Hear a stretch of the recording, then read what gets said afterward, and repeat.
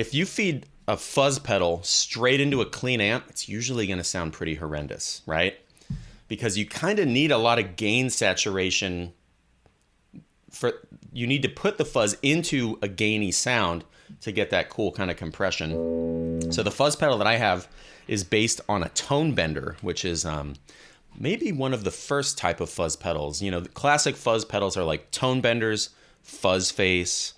There's a couple others, but a tone bender is a very smooth, really versatile type fuzz.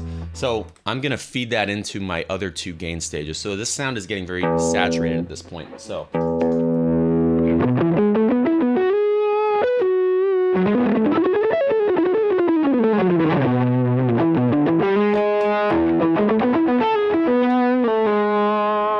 A lot of sustain, right?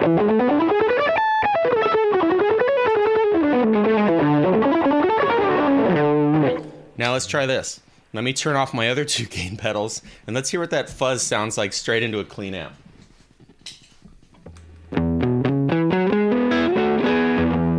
So that's like me putting a fuzz pedal into a deluxe reverb. Man, yeah, it doesn't sound that sweet. Right. Well, I remember back in the early days of New West, we had one of our first members had a Zvex Fuzz Factory, and he soloed. He had a telly, and he would solo with the Fuzz Factory right into a car Rambler, which is a lot like a Deluxe Reverb. And I remember being on the road with him. We talked a lot about it, and he was just like, "Yeah, I feel like I'm missing something in there." And it was interesting because, man, that was when New West was first experimenting with loop pedals, and like everyone had Line 6 DL4s, and then and I was experimenting with a lot of overdrive on my solos, even with my L5, which was pretty fun. But yeah, the fuzz pedals definitely something that is a part of a signal chain that's like a wet signal chain, right, Will? Yeah. And a good talking point is because I've tried both. I've tried putting a tube screamer into a fuzz pedal and a fuzz pedal into a tube screamer. And, you know, a general rule of gain stacking is whatever the last pedal in your signal chain is, or maybe I'll put it as whatever pedal is closest to your amp, that's going to color the sound the most. So if the fuzz is closer to the amp, it's just going to sound a little more woolly and fuzzy, whereas if you put the fuzz into a tube screamer, I think that's a great sound because you've got that nice EQ zone of the tube screamer, and you're pushing it with this really nice sustained fuzz.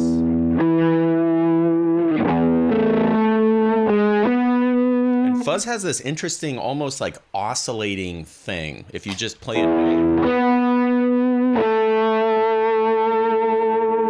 A lot of overtones, right?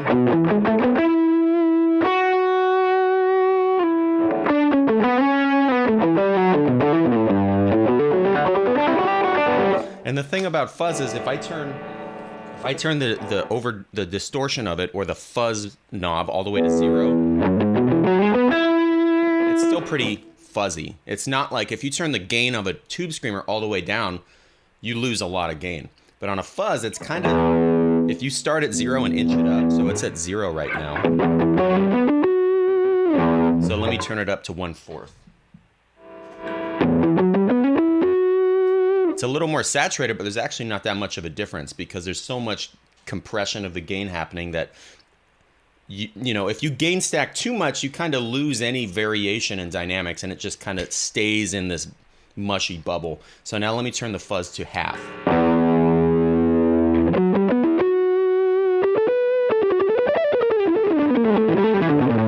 Kind of smooths out, and then so now you're hearing all that transient gain noise cranking out.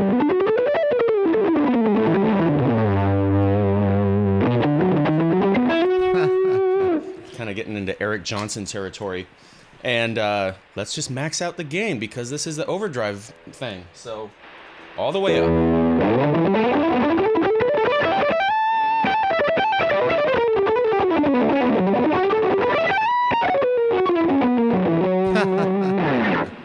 So that's a little messy. So I think a general rule for gain stacking is start at 0 and inch up rather than start at 10, start at the highest level and go down. Start at 0 and just inch up. And I mean, each level of this gain stage, that's the first level, second level, last level.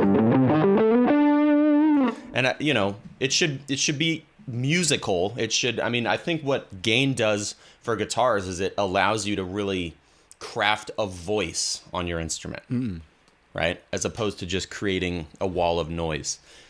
Perry, maybe we could talk about your board and just go through your signal chain and just kind of get into it a little bit. Yeah.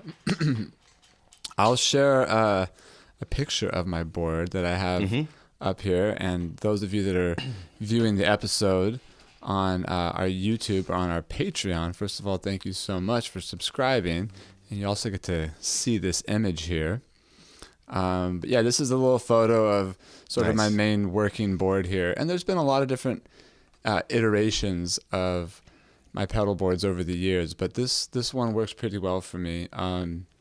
So kind of similar to what Will was talking about in terms of gain staging. I'm obviously starting with my compressor pedal, which I try to dial in to just give me like a little bit of a boost, essentially, when I need to either tighten up the low end on my hollow body, or if I'm playing solid body and I want to just have a little bit more volume.